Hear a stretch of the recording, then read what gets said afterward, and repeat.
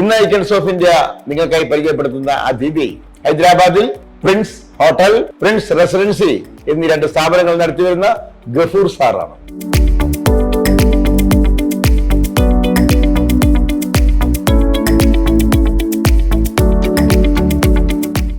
Icons of ഇന്ത്യയിലേക്ക് സ്വാഗതം. അപ്പൊ നമുക്ക് ഇന്ന് ഇവിടുത്തെ ഈ സ്ഥാപനത്തിൽ നിന്ന് തന്നെ തുടങ്ങാം അല്ലേ? Hotel Prince hotel, Prince residency, അതിന്റെ വിശേഷങ്ങൾ ആദ്യം പറഞ്ഞോളൂ. ഇത് നമ്മൾ ഇരിക്കുന്നത് പ്രിൻസ് ഹോട്ടലാണ്. പ്രിൻസ് ഹോട്ടലിലാണ്. ഇതിന്റെ മുന്നേ വേറെ ഹോട്ടലുകൾ ഉണ്ടായിരുന്നു. അതൊക്കെ ലോക്ക്ഡൌൺ ടൈമിൽ ഞാൻ കൊടുത്ത് ഒഴിവാക്കി. ഇതിൽ ഒരുപാട് പൈസ ഒക്കെ നഷ്ടം വന്നു. ലോക്ക്ഡൌണിൽ 2 വർഷത്തോളം അടഞ്ഞു കിടുന്നത്. അതിനുശേഷം അത് ഗഫൂർ സാറിന് മാത്രമല്ല കേട്ടോ, അത് ലോകത്തുള്ള എല്ലാവർക്കും ഹോട്ടൽ വ്യവസായം നടത്തുന്ന ആളുകളൊക്കെ അകപ്പാടെ വിഷമിച്ച സമയമാണ് കോവിഡ് സമയം. കാരണം പൂട്ടിയിടണമെന്ന് പറഞ്ഞ ഒരു രക്ഷയില്ല, പൂട്ടിയിട്ടേ പറ്റൂ. റെന്റ് കൊടുക്കേണ്ടി വന്നു. കണ്ണീച്ചോരില്ലാത്ത ഒരാളായി പോയല്ല. ഓക്കെ, എന്നാൽ കുഴപ്പമില്ല. ചില ഓണർമാരെ കണ്ണീച്ചോരില്ലാത്ത ആൾക്കാരുണ്ടാവും. അതിനൊരുപാട് നമുക്ക് നല്ലൊരു കൂട്ടുകാർ ഇവിടെ ഉസ്മാനിയ യൂണിവേഴ്സിറ്റിയില് അടുത്താണ്, സെൻട്രൽ ഗവൺമെന്റിന്റെ യൂണിവേഴ്സിറ്റി. അവിടെയുള്ള പിള്ളേരൊക്കെ പഠിക്കാൻ വരുന്ന PG അങ്ങനെയുള്ള പിള്ളേരൊക്കെ നന്നായി നമ്മളായിട്ട് നല്ല സഹകരണം. അവര് ഇപ്പൊ നമ്മളുടെ ഒരു സഹായം, ഹെൽപ്പ് എല്ലാം അവരെയൊക്കെ സഹായത്തോടെ പ്രിൻസ് റെസിഡൻസി ഗംഭീരമായിട്ട് പോയിക്കൊണ്ടിരിക്കുക. ഒരു AC റൂമിന് ഒരു 1000 രൂപ മാത്രമേ ഉള്ളൂ അല്ലെ? അതെ, അത് ഡബിളിനാണെങ്കിൽ 1000 വരുന്നത്, ട്രിപ്പിൾ ആണെങ്കിൽ നമ്മൾ അത് 1200 രൂപ മേടിക്കുന്നു. അത് കൊടുക്കണം. 4 ആണെങ്കിൽ 4 ബെഡ് ആണ്, ട്രിപ്പിൾ ബെഡ് അങ്ങനെയാണ് 1400 അങ്ങനെ റേഞ്ച് വരും. അത്രയൊക്കെ ഉള്ളൂ. നമ്മള് കഷ്ടപ്പാടും ഇതൊക്കെ പറഞ്ഞു വരുമ്പോൾ ഈ ഹോട്ടലിൽ വന്നു കഴിഞ്ഞാല് അയ്യോ 5 പൈസ വിട്ടുവീഴ്ച ചെയ്യാത്തൊരു വ്യക്തിയല്ല സാർ എന്നുള്ളത് ഞങ്ങളിവിടെ അന്വേഷിച്ചപ്പോൾ അറിഞ്ഞു. എന്തൊക്കെയാണ് ആ ഒരു അതിനെ കുറിച്ച് പറയാനുള്ളത്? അത് നമുക്ക് എങ്ങനെയായാലും ഒരു ദിവസം 2 ആളങ്ങനെ, ഒരു ദിവസം ഏറ്റവും കുറഞ്ഞ 2 പേരെങ്കിലും കയ്യിൽ പൈസ ഇല്ലാന്ന് പറഞ്ഞ് പ്രിൻസ് റെസിഡൻസിൽ വരാറുണ്ട്. ഭക്ഷണം കഴിക്കാനില്ല എന്ന് പറഞ്ഞ് മലയാളികളാണ് ഹോട്ടലിലും വരാറുണ്ട്. അപ്പൊ നമ്മൾ അതിന് അവർക്ക് എല്ലാം ചെയ്ത് നാട്ടിലേക്ക് പോകാനുള്ള ടിക്കറ്റ് പോലും നമ്മള് ഒക്കെ വിടുന്നുണ്ട്. കഷ്ടപ്പെട്ട് വരുന്ന മലയാളികൾ, കയ്യിൽ ക്യാഷ് ഇല്ല, ഭക്ഷണം കഴിക്കാൻ ക്യാഷ് ഇല്ല, കിടക്കാൻ താമസ സൗകര്യം ഇല്ല എന്ന് പറഞ്ഞ ഒരു മലയാളി വന്നു കഴിഞ്ഞാൽ ഗഫൂർ സാർ ഒരിക്കലും അവരെ മടക്കി വിടത്തില്ല. അവരെ സ്നേഹത്തോടു കൂടി കിടത്തി ഉറക്കി ഭക്ഷണം കൊടുത്ത് വണ്ടിക്കൂലിയും കൊടുത്തിട്ട് സാർ വിടാറുണ്ട്. അതിന്റെയൊക്കെ ഗുണമാണ് പടച്ച തമ്പുരാൻ നമുക്ക് ഇപ്പൊ തന്നുകൊണ്ടിരിക്കുന്നത്. എത്ര സ്റ്റാഫുകളുണ്ട് സാർ? സ്റ്റാഫ് ഇവിടെ 8 ആളുണ്ട്. എല്ലാം മലയാളികളാണോ അതോ ഹൈദരാബാദ്? മലയാളികള് 2 പേരുണ്ട്. അപ്പൊ നമ്മൾ കൂടുതലും ഈ ഹൈദരാബാദിലേക്ക് വരുന്ന ആളുകള് ജോലി തിരക്കി വരുന്ന ആളുകൾ ഉണ്ടാകാം, ഇന്റർവ്യൂക്ക് വരുന്നവരുണ്ടാകാം, പിന്നെ കറങ്ങാൻ വേണ്ടി രാമോജി ഫിലിം സിറ്റി ഒക്കെ. അത് ഇഷ്ടംപോലെ ഇവിടെ കാണാനുള്ള കുറെ സ്ഥലങ്ങളുണ്ട്. ഇത്രയും സംഭവങ്ങളൊക്കെ കാണാൻ വേണ്ടി വരുമ്പോൾ നമ്മൾ റൂമൊക്കെ എടുത്ത് കുറെ ക്യാഷ് കളയണ്ട, നേരെ പ്രിൻസ് റെസിഡൻസിലേക്ക് വന്നോളൂ. ഒരു 1200 രൂപക്ക് നമുക്ക് അടിപൊളി ഒരു ഡബിൾ റൂം അങ്ങോട്ട് കൊടുക്കുവാണ്. നമ്മള് എന്താ പറഞ്ഞാൽ സ്റ്റുഡന്റിനൊക്കെ നമ്മള് 4800 രൂപയാണ് 3 ഡേയ്സ്. Food, room. എത്ര ദിവസം? 3 ദിവസം. 3 ദിവസമൊക്കെ അല്ലേ? ഫുഡ്, റൂം, അതേപോലെ എൻട്രി ടിക്കറ്റ്, വണ്ടി, അവർക്ക് പോലുള്ള വണ്ടി. ഒരു 4200 രൂപയും കൊണ്ട് ഇങ്ങോട്ട് വന്നു കഴിഞ്ഞാൽ നിങ്ങൾക്ക് എന്തൊക്കെ കിട്ടുമെന്ന് അറിയാവോ? സുഖമായിട്ട് കിടന്നുറങ്ങാൻ റൂം, പിന്നെ നല്ല ഉഗ്രം ഭക്ഷണം, പിന്നെ നിങ്ങൾക്ക് എവിടെയെങ്കിലും കറങ്ങാനാണെങ്കിൽ വണ്ടി വിട്ടു തരും, പിന്നെ കൊണ്ടേ കാണിച്ചു തരും. അതിന്റെ ടിക്കറ്റ് എല്ലാം അവരിവിടെ വന്ന് ഇറങ്ങിയാൽ മതി സ്റ്റേഷനിൽ. അവിടുന്ന് നമ്മൾ വിളിച്ച് ഈ പറഞ്ഞ Ramoji film city, snow world, ഈ പറഞ്ഞ മ്യൂസിയങ്ങൾ എല്ലാം. അതൊരു ബസ്സിലുള്ള ആളാണ് ബസ്. 30-ൽ കൂടുതൽ സ്റ്റുഡന്റ് വേണമെന്നുള്ളൂ. ഒരാളായിട്ട് പറ്റൂലല്ലേ? നഷ്ടം വരും. ഒരു കാര്യം ചെയ്യും, ഒറ്റക്കൊന്നും വന്നിട്ട് കാര്യമില്ല. 30 പേരെ സംഘടിപ്പിച്ചിട്ട് വന്നാൽ മതി. പ്രിൻസ് ഹോട്ടലിന്റെ വിശേഷങ്ങൾ പറഞ്ഞോളൂ. അവിടെ എന്തൊക്കെയാണ് ഭക്ഷണം? മലയാളി ഭക്ഷണം മാത്രമാണോ? കേരള ഫുഡാണ്. കേരള ഫുഡാണ്. ഞങ്ങളൊരു ജ്യേഷ്ഠനാണ് ഉള്ളത് ഭക്ഷണം ഉണ്ടാക്കുന്നത്. അപ്പൊ ജ്യേഷ്ഠന് കൂടെ ഉണ്ട്, ജ്യേഷ്ഠന്റെ ഭാര്യയുണ്ട്, പുള്ളിക്കാറ്റും അവിടെ മേൽനോട്ടം എല്ലാം. ഗഫൂർന്ന് പേര് കേൾക്കുമ്പോ സാറ് എനിക്ക് ഓർമ്മ വരുന്നത് ഗഫൂർക്കാ ദോസ്ത് അങ്ങനെ വിളിക്കാറുണ്ട്. അത് ഒരുപാട് പേര്. ഇപ്പൊ ഈ അടുത്ത് നമ്മള് കാസർഗോഡുള്ള ഒരു ടീച്ചർ മാഷ് വന്നു, ഗവൺമെന്റ്. അതെ, പുള്ളി ഇവിടുന്ന് ഗഫൂർക്കാ ദോസ്ത് പറഞ്ഞിട്ട് നാട്ടിൽ പോയിട്ട് ആ ഒരു സീൻ കണ്ടിട്ട് അത് റെക്കോർഡ് ചെയ്തിട്ട് വാട്സപ്പിൽ എനിക്ക് ഗഫൂർക്ക ഒരു ദോസ്ത് തന്നെയാണ്. എല്ലാവർക്കും എന്താ പറയാ, അവശതയിൽ വരുന്ന ആളുകളെയൊക്കെ കൈവിടാത്ത, എല്ലാവർക്കും ഒരു ദോസ്തായിട്ട് കിടക്കുന്ന. എപ്പോഴും ചേട്ടാ ചിരി കണ്ടില്ലേ, എന്ത് സുന്ദരമായ ചിരിയാണ്. ഈ ചിരി കെട്ടിന്റെ പിന്നെ ഗഫൂർഖാനെ ദോസ്താക്കാതിരിക്കാൻ പറ്റുമോ? ഇന്ന് മുതൽ ഗഫൂർഖാൻ ഇന്ത്യൻ ദോസ്താണ്. ഇനി നമുക്കൊന്ന് നാട്ടിലേക്ക് പോവാം. വീട്ടിലേക്ക് വിശേഷങ്ങൾ അറിയണ്ടേ? ചാവക്കാട് അല്ലേ? ആ ചാവക്കാട് പൊന്നാനി റൂട്ടിൽ പാലപ്പെട്ടിയാണ്. പാലപ്പെട്ടി, ചാവക്കാട് പൊന്നാനി ഭാഗമാണ്. നമ്മുടെ കടല് അടുത്താണ്. ആ കടലെടുത്താണല്ലേ? അപ്പൊ അങ്ങനെ ചാവക്കാട് കടലോര പ്രദേശത്താണ് നമ്മൾ ജനിച്ചത്. ആരുടെ മകനായിട്ട്? ഉപ്പയുടെ പേര് മുഹമ്മദ് ഉണ്ണി എന്നാണ്. മുഹമ്മദ് ഉണ്ണി. ഉമ്മയുടെ പേര് കുഞ്ഞിപ്പാത്തു. കുഞ്ഞിപ്പാത്തു. എത്രാമത്തെ ആളായിട്ടാണ്? ഏറ്റവും ഇളയ മോനാണ്. ഓ, എത്ര പേരാണ് നിങ്ങൾ? 11 മക്കളുണ്ടായി. 11 മക്കൾ. അതില് കുറെ പേര് മരിച്ചുപോയി. ലാസ്റ്റ് ഇപ്പോ ഞങ്ങള് 4 പേരാളുള്ളത്. ഓക്കെ, ഈ എല്ലാവരുടെ പേര് പറഞ്ഞോളൂ. ഈ 11 പേരെ പേര് പറഞ്ഞോളൂ. 11 പേര് പറയണമെങ്കിൽ എനിക്ക് ഓർമ്മ അപ്പം മനസ്സിലുള്ള ആളുകളുടെ എന്റെ മുന്നേ തന്നെ പോയിക്കുന്നു. ഓ, അങ്ങനെയല്ലേ? കുഞ്ഞുനാളില് തന്നെ ഇപ്പൊ ഉള്ളത് എന്ന് പറഞ്ഞു കഴിഞ്ഞാല് അക്ബർ, റസാഖ്, ഫൗസിയ, ഒരു പെങ്ങളാണ്. ഒന്ന് ഞാനും ഗഫൂർ. Okay okay. അവരൊക്കെ എന്ത് ചെയ്യുന്നു? ഈ പറഞ്ഞ സഹോദരൻ. ഒരാള് സുഖമില്ലാതിരിക്കുകയാണ്, മൂത്ത ജ്യേഷ്ഠൻ റസാഖ്. ഒരാള് ദുബായിലാണ്. പിന്നെ ഒരു പെങ്ങള് തൊട്ടടുത്ത് തന്നെ കല്യാണം കഴിഞ്ഞിട്ടുണ്ട്. നമ്മൾ കുഞ്ഞുനാളില് ഏത് സ്കൂളിലാണ് പഠിച്ചത്? കുഞ്ഞുനാളില് UP സ്കൂള്, പിന്നെ അവിടുന്ന് ഹൈസ്കൂളിൽ പോയി. ഏത് school? UP school, government school, Palappetty. Palappetty. Okay. അവിടെ കൂടെ പഠിച്ച ആളുകളൊക്കെ ഓർക്കുന്നുണ്ടോ? ഒരുപാട്. ഇപ്പൊ ഞങ്ങളൊരു കൂട്ടായ്മ ഉണ്ട്, ഒരു ഗ്രൂപ്പ് തന്നെ ഉണ്ട്.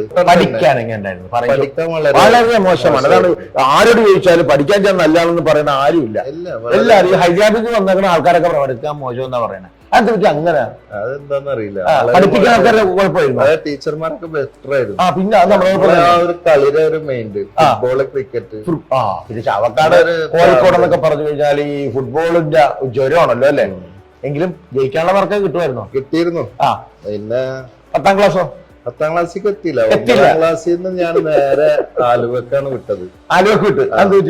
അത് ഞങ്ങളൊന്നൊരു കളിക്കാൻ വേണ്ടി ഫുട്ബോൾ കളിക്കാൻ പോയി. ഈ കളി ഞങ്ങൾ കളിക്കാൻ വേണ്ടി പോകുമ്പോഴത്തേന് ഇവിടെ സ്കൂളില് ഏതോ എക്സാം ഒക്കെ എല്ലാം കഴിഞ്ഞ ടൈമിന് ആരോ അവിടെ ബെഞ്ചും ഡെസ്ക് ഒക്കെ പൊളിച്ചിട്ട് ഇതാക്കി. അപ്പൊ ഞങ്ങള് കുറച്ച് ചേക്കന്മാര് ഇനിയിപ്പൊ അവിടെ പ്രശ്നം തന്നെ. നിങ്ങളുടെ പേരിൽ കേസ് ചാർജ് ചെയ്ത് കാണും, കാരണം നിങ്ങളാണെന്ന് പറഞ്ഞു കാണും. ഞങ്ങള് തല്ലി പൊളിച്ചത്. ഉടനെ ഞങ്ങള് അവിടെ സ്ഥലം വിട്ടു. ആലുവക്ക് നമ്മള് നിരപരാധിത്വം തെളിയിക്കാൻ നിന്നില്ല. ആലുവക്ക് വന്നിറങ്ങി അവിടെ ഒരു ഹോട്ടലിലൊക്കെ അവിടെ നിന്ന് അവിടെ ഒരു വർഷത്തോളം നിന്ന്. ഒരു വർഷത്തോളം നിന്നു. അവിടെ നിന്ന് നേരെ ആലുവയിൽ നിന്ന് ശബരി ട്രെയിനില് നേരെ ഹൈദരാബാദ് വന്ന് കാലത്ത്. അവിടെ പോയിപ്പോ നേരെ പിന്നെ ഹൈദരാബാദിലേക്ക് വരാനുള്ള കാര്യം 2000 വന്ന് കാലത്ത്. അവിടെ നമ്മളൊരു ജ്യേഷ്ഠൻ ഉണ്ടായിരുന്നു. ജ്യേഷ്ഠന്റെ കടയായിരുന്നു book stall. Okay, Kerala store book stall. അത് ഇന്ന് ഹൈദരാബാദിൽ എല്ലാവർക്കും ഫേമസ് ആണ്. അവിടെ വരാത്തൊരു മാഗസീൻ ഇല്ല.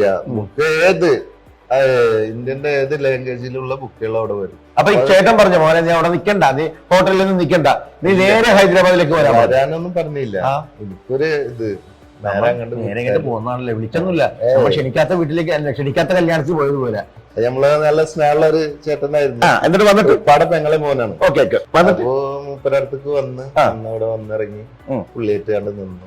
പിന്നെ ആ നൃത്തം അവിടെ കൂടെ നിന്നു, കൂടാണ്ട് നിന്നു ഒരു ജോലിക്കാരനായിട്ട്.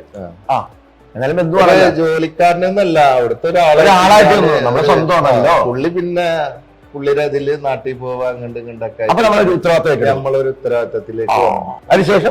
അതിനുശേഷം ഒന്ന് സൗദിയിൽ പോയി. സൗദി പോയി? അതാരോ ഗറോഫില്? നമ്മളെ ജ്യേഷ്ഠന്റെ ഗറോഫില്. ജ്യേഷ്ഠന്മാരാണ് നമ്മളെ സഹായിക്കുന്നത് അല്ലേ? ആ ജ്യേഷ്ഠൻ സഹായിച്ചതും നല്ല സഹായമായി പോയി. അതില് ഞാൻ പോയിട്ട് പെട്ടുപോയി എന്നാണ്. ആടുജീവിതമാണ് അവർക്ക്. ആടുജീവിതമാണ്, യഥാർത്ഥ ആടുജീവിതം. ഞാൻ സത്യം എന്റെ ജ്യേഷ്ഠ എന്തിനാണ് ഇദ്ദേഹത്തെ കൊണ്ട് ആടുജീവിതത്തിൽ? അതേ രസം. ഞാൻ ആടുജീവിതം കണ്ടപ്പോഴേ ഞാൻ എന്റെ കണ്ണീന്ന് വെള്ളം പൊട്ടിയത് തന്നെ. ഞാൻ അനുഭവിച്ച വേദന ഒന്നും ഇയാൾ അനുഭവിച്ചില്ലല്ലോ. കാരണം ഏതോ ഒരു മരുഭൂമിയില് 500 ഒട്ടകാണ്. ഇന്നും ഞാൻ നിങ്ങൾക്ക് പറഞ്ഞുതരാം. ആരന്വേഷിച്ചു കഴിഞ്ഞാലും പറയും. 2000-ഓളം ആടുണ്ട്. ബിഷ എന്ന് പറയുന്ന സ്ഥലം എന്ന് പറഞ്ഞാൽ അബാബിഷ എന്ന് തന്നെ പോയിട്ട് കഴിഞ്ഞാൽ ആരും പറയുക അത്ര ഭയങ്കര സ്ഥലമാണ് കേട്ടാന്ന് പറയും. ഏറ്റവും ബതുക്കളാണ് അവിടുത്തെ അറബികൾ തന്നെ. ഒരു 6 മാസത്തോളം ഒരേ നൃത്തം. പക്ഷെ എന്റെ വിജയം എന്താന്ന് പറഞ്ഞു കഴിഞ്ഞാല്, ഞാൻ 7ാം ക്ലാസ് 8ാം ക്ലാസ്സിൽ നിന്നൊക്കെ പോകുമ്പോഴേ എന്റെ വീടിന്റെ അടുത്തുള്ള സുരാജ് ഏട്ടനുണ്ട്, എന്റെ ആശാനാണ്. എന്ന് പറഞ്ഞാൽ പുള്ളിയായിട്ട് സൈക്കിളിന്റെ ബാക്കിൽ ഞാൻ ഈ ഒഴിവ് കിട്ടുന്ന ദിവസങ്ങളിൽ ഒന്ന് ഈ വയറിങ് പ്ലംബിംഗ് ആണ് മൂപ്പരെ ജോലി. അതിനൊന്ന് മൂപ്പരെ കൂടെ ഞാൻ പോകും. ചെറിയ പണി പഠിക്കല്. അപ്പൊ എനിക്ക് ആ ഒരു ചെറുങ്ങനെ ആ ന്യൂട്രും ഫേസ് ഒട്ടിക്കാനും ഇതൊക്കെ ഒന്ന് പഠിച്ചു. ഷോക്ക് അടിക്കാതെ വയറ് പഠിച്ചു. അതൊക്കെ ഒന്ന് കുറച്ച് പഠിച്ചുകൊണ്ട് ഞാൻ അവിടുന്ന് ഒരു 6 മാസം കൊണ്ട് രക്ഷപ്പെട്ടു. ഇതേപോലെ അറബി വന്നപ്പോ കിളവനോട് എന്നോട് വെച്ച് ഞങ്ങൾക്ക് എന്തെങ്കിലും പണി അറിയോ? ഞാൻ പറഞ്ഞു എനിക്ക് ഗർഭ സബ്ബ ഞങ്ങൾക്ക് അറിയാന്നുണ്ട് പറഞ്ഞപ്പോ എന്ന് പറഞ്ഞിട്ട് വണ്ടിയിലാണ്ട് കയറ്റി ഏറെ ആളെ വീട്ടിൽ കൊണ്ടുപോയി ഒരു കുളി, ആ താടിയൊക്കെ വലിയ താടി അതൊക്കെ കണ്ട് ഒഴിവാക്കി അയാള് ഷോപ്പിൽ കൊണ്ടുപോയിട്ട് തന്നെ എനിക്ക് ആവശ്യമുള്ള സാധനങ്ങള് ടൂൾസ് ഒക്കെ ഒരുക്കുന്നത്. അങ്ങനെ ഞാൻ കണ്ട് ആട് ജീവിതത്തിൽ അവർ ഒളിച്ചോടി പോകുന്നു, രക്ഷപ്പെട്ട്. ഇത് രക്ഷപ്പെടുത്താൻ വേണ്ടി ഒരാൾ വന്ന് രക്ഷപ്പെടുത്തി കൊണ്ടുപോരുന്നു അല്ലെ? അത് നമ്മള് കയ്യിലൊരു ചെറുങ്ങനെ പഠിച്ചൊരു ഇതുണ്ടായോണ്ടാണ്. അതാ പറഞ്ഞത് എവിടെ പോണരുത് നമ്മളൊരു കൈത്തൊഴിൽ പഠിച്ചു കഴിഞ്ഞാൽ നമുക്ക് രക്ഷപ്പെടാൻ കുറെ അല്ല. അപ്പൊ ജ്യേഷ്ഠൻ അപ്പൊ എന്ത് വിസയിലാണ് അങ്ങോട്ട് കൊണ്ടുപോകുന്നത്? പറഞ്ഞ മസ്ര വിസാണ്. മസ്രയിൽ അല്ലേ? ആടിനൊക്കെ നോക്കാൻ തന്നെ. ഓ, അതൊരു ചതിയായിപ്പോ അല്ലേ? അത് നമ്മൾ അറിഞ്ഞില്ലായിരുന്നു അല്ലേ? ഇല്ല, അറിഞ്ഞില്ല. പുള്ളി പറഞ്ഞ പുള്ളി ഷോപ്പ് ഉണ്ട്, അങ്ങനെയാണ് കയറിപ്പോയത്. വരാൻ എനിക്ക് ഇതുമില്ല, വിസ ഇല്ല, മറ്റുള്ള ഈ അറബിയ ഒന്നും ചെയ്തു തരുന്നില്ല. അങ്ങനെ ലാസ്റ്റ് നമ്മളെ കണ്ട് നേരെ ജിദ്ദ കയറി. അവിടുന്ന് ഒരു പോലീസുകാരായിട്ടൊക്കെ കണ്ട് സംസാരിച്ച് അവര് പറഞ്ഞ് ഇന്ന ദിവസം വണ്ടി പോകണ്ട്, നേരെ കണ്ട് കയറിക്കോ. നേരെ കേട്ട് അവിടുന്ന് ഒരു എംബസി വന്ന് പേപ്പറൊക്കെ നേരെ കയറിക്കിട്ട് പോകുന്നു. അതിന്റെ ഇടയ്ക്ക് എപ്പോഴായിരുന്നു കല്യാണം? കല്യാണം അവിടുന്നൊക്കെ വന്നു, കുറച്ചൊക്കെ വന്നു. പിന്നെ ഹൈദരാബാദ് തന്നെ വന്നു ഒക്കെ കുറച്ച് കഴിഞ്ഞ് പിന്നെ കല്യാണം കഴിഞ്ഞപ്പോഴാണ് എന്റെ ഒരു കല്യാണം കഴിഞ്ഞു. എവിടെ നിന്നായിരുന്നു കല്യാണം? നാട്ടിൽ തന്നെ. എന്താണ് ഭാര്യയുടെ പേര്? ജുമൈലത്ത് എന്നാണ് പേര്. ജുമൈലത്ത്. ഓക്കെ. മക്കൾ എത്ര പേരുണ്ട്? 3 പേരുണ്ട്. മക്കളുടെ പേരൊക്കെ പറഞ്ഞോളൂ. മക്കളുടെ പേര് അമീന്, ഫാത്തിമ, ഖദീജ. അവര് പഠിച്ചോളൂ. ഇവിടെയാണോ? ഇല്ല, നാട്ടിൽ തന്നെ അല്ലേ? കഷ്ടപ്പാടുകളൊക്കെ പഠിച്ചോണ്ടൊന്നും അതൊക്കെ മാറ്റിക്കൊണ്ടിരിക്കുകയാണ് അല്ലെ? നമ്മളെല്ലാം പഠിച്ചോന്റെ വിധി പോലെ തന്നെയാണ് നമ്മൾ കണക്കാക്കേണ്ടത്. എന്താ പറയുക, നമ്മൾ ചില സമയത്തൊക്കെ നമ്മളെ പരീക്ഷിക്കാൻ വേണ്ടി പഠിച്ചോ പല പല സംഭവങ്ങൾ നമുക്ക് തരും. പക്ഷെ ആ പരീക്ഷകളെല്ലാം വിദഗ്ധമായിട്ട് വിജയിച്ചു. ഇപ്പോൾ നല്ല നിലയിൽ വന്നുകൊണ്ടിരിക്കുകയാണ്. നല്ല നിലയിലാണ്. വളരെ രസകരമെന്ന് പറയാൻ പറ്റത്തില്ല, വളരെ ദുഃഖം നിറഞ്ഞ അനുഭവങ്ങൾ തന്നെ ചിരിച്ചുകൊണ്ട് പ്രേക്ഷകരോട് പങ്കുവച്ച ഗഫൂർ സാറിനെ ഐക്കൺസ് ഓഫ് ഇന്ത്യയുടെ എല്ലാവിധ ആശംസകളും നേരുന്നു. Thank you sir. Thank you so much.